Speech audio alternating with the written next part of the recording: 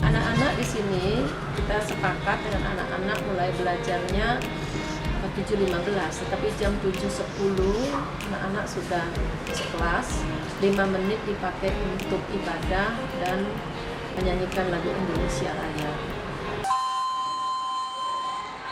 Jam pelajaran pertama segera dimulai.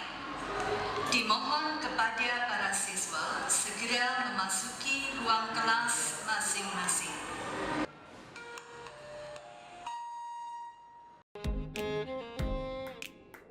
Teman-teman, mari kita berdoa. Hiduplah Indonesia Raya. Indonesia kebangsaanku. Kemudian literasi, kegiatan literasi kita tidak lakukan sesuai dengan anjuran pemerintah 15 menit sebelum pembelajaran pertama dimulai. Kenapa demikian? Karena kami tidak ingin salah satu pelajaran yang terus-menerus terambil waktunya, ya. Oleh sebab itulah kami bagi rata, kami atur jadwalnya, dan di jadwal sudah misalnya hari Senin yang pertama di kelas 7A literasinya tentang pelajaran bahasa Indonesia, jadi minggu depannya dia tidak kena hari Senin tetapi tidak bahasa Indonesia tetapi pelajaran yang lain. Jadi seperti itu, tetap kegiatan itu dia dapat setiap hari dengan waktu yang berbeda. Ya, jadi setelah itu kegiatan literasi tidak saja menyisihkan waktu untuk anak itu membaca, tetapi guru-guru juga menugaskan ke anak tentang pelajaran apa saja yang dia dapatkan, materi apa saja yang dia dapatkan, manfaat apa saja yang dia dapatkan dari hasil pembelajaran itu. Jadi guru itu sesuai dengan waktu yang mereka punya bisa ditulis atau disuruh ke depan untuk mempresentasikannya. Seperti itu kegiatan literasi itu. Fasilitas pembelajaran yang disediakan di SMPK Satu Harapan itu sudah pasti. Kenyamanan anak-anak untuk belajar kita sudah fasilitasi, seperti misalnya di setiap kelas sudah dilengkapi dengan AC. Kemudian juga dalam proses pembelajaran semua guru sudah harus menggunakan IT. Jadi di setiap kelas itu sudah dilengkapi dengan LCD proyektor. Jadi setiap guru wajib hukumnya untuk mempelajari IT. Tidak ada guru yang tidak tahu IT. Ya. Kemudian untuk sarana perpustakaan, ya, untuk diinformasikan bahwa perpustakaan kita SMPK Satu Harapan itu mendapat juara 1 tingkat provinsi. Kenapa?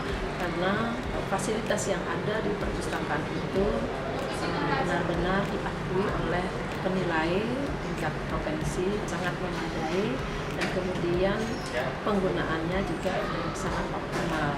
Ya, di perpustakaan juga dilengkapi ruang audiovisual, dilengkapi fasilitasi juga ada AC, dan tidak pada umumnya anak-anak belajar di perpustakaan itu pasti dilengkapi ya kelasnya. Tapi untuk SMPK Satu Harapan di kebun pun itu adalah merupakan bagian dari grade area. Jadi area untuk belajar, area untuk membaca. Jadi di kebun pun di sekitar perpustakaan disiapkan untuk anak-anak, ada meja-meja disediakan untuk mereka belajar. Jadi itu juga tujuannya supaya anak-anak merasa senang belajar. Seperti itu fasilitas yang disiapkan. Ya. Laboratorium IPA juga laboratorium IPS sekarang juga sudah kami persiapkan. Kemudian untuk keamanan dan kenyamanan peserta didik disiapkan CCTV, baik itu di kelas masing-masing, di koridor, yang tujuannya di sana bagaimana anak-anak itu aman, ya, dan nyaman berada di sekolah. Jadi untuk menghindari hal-hal yang kita tidak inginkan yang sering terjadi belakangan ini, itu kita sudah antisipasi dengan CCTV.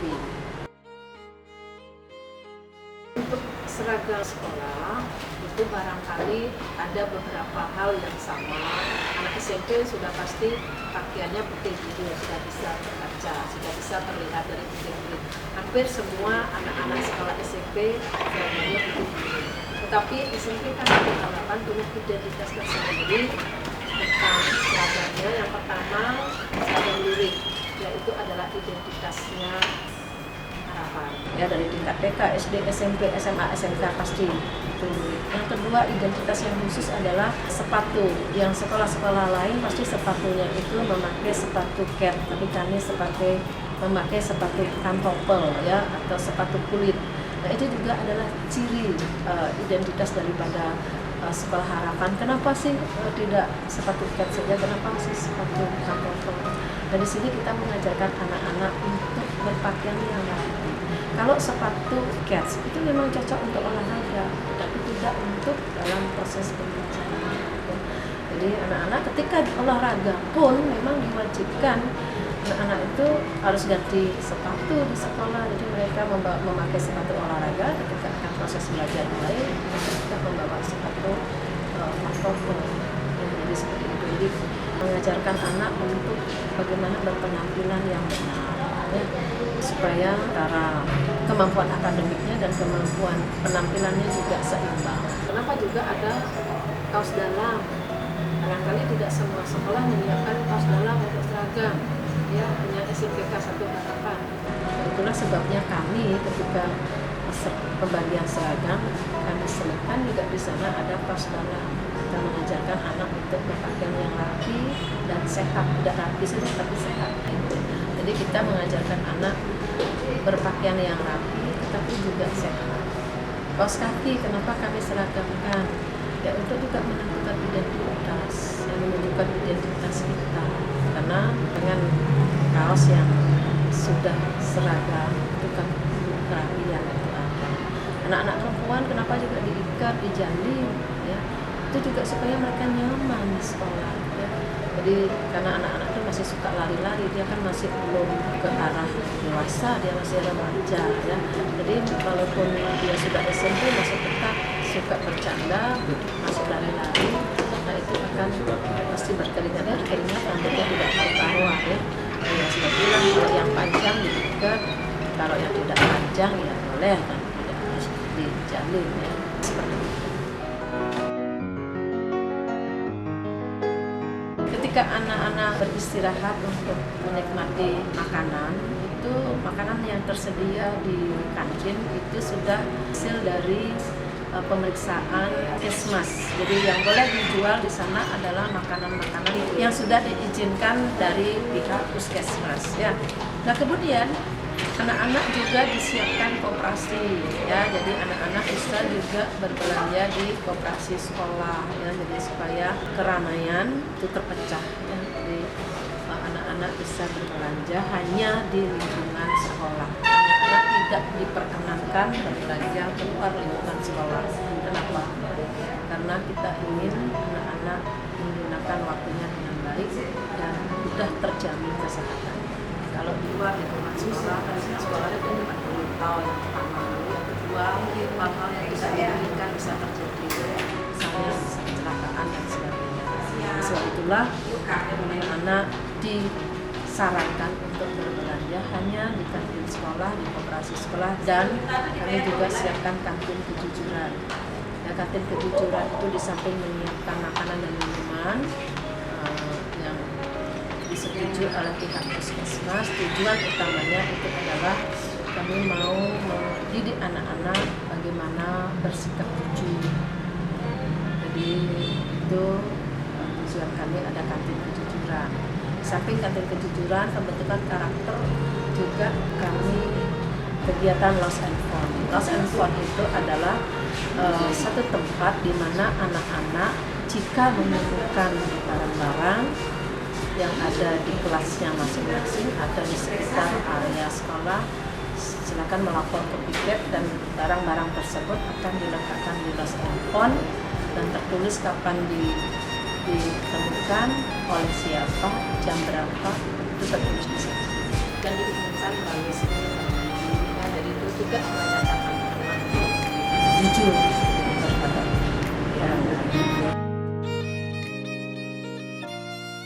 ya, SMPK 1 Harapan juga menciptakan lingkungan yang aman dan nyaman, tidak saja dengan CCTV, tetapi juga anak-anak yang sudah pulang sekolah tapi belum dijemput orang tuanya disiapkan tempat untuk menunggu. Ya, jadi anak-anak menunggu di tempat yang sudah disiapkan, dan anak-anak yang belum dijemput oleh orang tuanya hanya boleh menunggu di ruang tunggu yang sudah disiapkan, tidak diperkenankan menunggu di pintu jalan. Semua itu untuk keamanan dan keselamatan siswa. Ya. Kemudian lesehan juga kami siapkan yang dilengkapi dengan fasilitas wifi. Ya. Jadi anak-anak diperkenankan di sana mengakses internet sesuai dengan kebutuhan untuk proses pembelajaran. Dan di perpustakaan juga ada wifi, ya, sehingga anak-anak untuk memproses kegiatan pembelajaran itu akan didukung, ya, jadi terdukung dia. Berikutnya parkir, ya, parkir sepeda anak-anak aman, ya, jadi kita siapkan untuk anak-anak yang datang sendiri ke sekolah atau menggunakan sepeda kayu, kita juga siapkan parkirnya dan aman. Itu karena apa? Karena sudah ada security yang menjaga ketika keluar dan masuknya anak-anak dengan sepedanya. Kenyamanan yang lain yang kami ciptakan itu adalah adanya kepedulian terhadap lingkungan, ya. Jadi anak-anak wajib hukumnya untuk ketika berakhir jam pelajaran, ya, 5 menit sebelum pelajaran berakhir, anak-anak di kelas untuk membersihkan lingkungannya masing-masing. Nah, setiap hari Sabtu yang kita sebut dengan kegiatan batu barian, anak-anak membersihkan lingkungannya dengan baik, mulai dari plafon sampai dengan ujung-ujung kelas, sampai dengan koridor-koridor kelas, sampai dengan tanaman-tanaman yang ada di kelas, tanaman-tanaman yang ada di luar kelas, itu mereka rawat dengan baik. Dan semua tujuannya itu adalah untuk kenyamanan anak-anak, juga untuk kemudahan, dan juga untuk kesehatan. Satu anak menanam pohon, satu pohon itu sudah akan menyelamatkan 1-2 orang. Dimana kalau ada 1.500-1.700 anak, itu akan mereka menanam satu pohon, itu akan terselamatkan 3.000 sekian. Kami juga mengajarkan anak-anak bagaimana menjaga lingkungan. Upacara bendera untuk pagi itu dilaksanakan pukul 6.30 sampai dengan pukul 8. Sampai upacara bendera juga dilanjutkan dengan ibadah serta pengumuman atau informasi yang semuanya itu juga untuk mengajak anak untuk bagaimana berdisiplin sehingga terbentuk karakter yang baik. Kemudian pulangnya seperti juga dengan anjuran pemerintah, tetap juga anak-anak nyanyi lagu wajib dulu atau lagu daerah, kemudian setelah itu ditutup dengan doa. Jam pelajaran anak-anak jarang ada yang pulang langsung, dia harus mengerjakan pekerjaan kelompok di sekolah. Kenapa di sekolah? Karena kami, kalau anak-anak mengerjakan pekerjaan kelompoknya itu di sekolah, kami guru-guru bisa memantau, mengerjakan KJK-nya di kelasnya atau di ruang perpustakaan atau di BCK, seperti itu.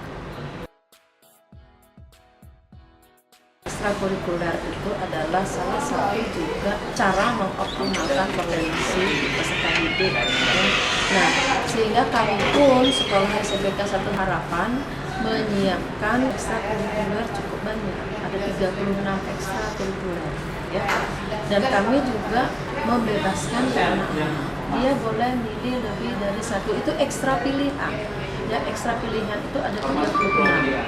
Dan syaratnya lagi setiap anak itu minimal harus punya nilai 1 ekstrakurikuler pilihan, minimal 1. Tetapi kalau anak-anak mau milih lebih dari 1 boleh, ya, mau 2, mau 3, mau 4, mau 5 silakan. Tapi minimal 1. ya untuk ekstra pilihan. Kalau ekstra wajib itu ada pramuka, ada komputer, ya. Jadi itu wajib bagi anak-anak untuk mengikutinya.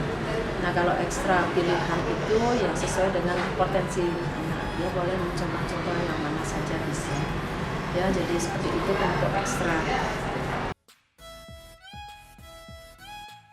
Jadi kedepannya harapan itu tentu masih tetap ingin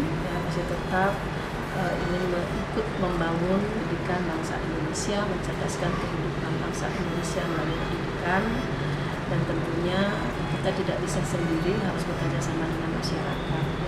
Jadi semakin komunikasi kita dengan masyarakat semakin ditingkatkan. Seperti sekarang ini kami sudah membentuk paguyuban orang tua. Nah, sebab itu kedepannya paguyuban orang tua ini semakin ditingkatkan sehingga pendidikan itu tidak semata-mata diserahkan kepada sekolah, tetapi bagaimana sekolah berkolaborasi di setiap kelas itu ada paguyuban orang tua. Tujuannya apa? Tujuannya agar pendidikan di sekolah itu bekerja sama dengan orang tua. Karena pada umumnya orang tua itu masih punya pikiran bahwa pendidikan itu hanya tanggung jawabnya sekolah, padahal tidak. Pendidikan itu adalah kerjasama antara sekolah dengan orang tua. Sebab itulah paguyuban ini sangat membantu kami untuk saling memberikan informasi pendampingan kami kepada anak. Kedepannya itu akan lebih kami tingkatkan. Jadi kedepannya sudah mulai tahun ajaran 2016-2017 dan mudah-mudahan itu lebih ditingkatkan lagi.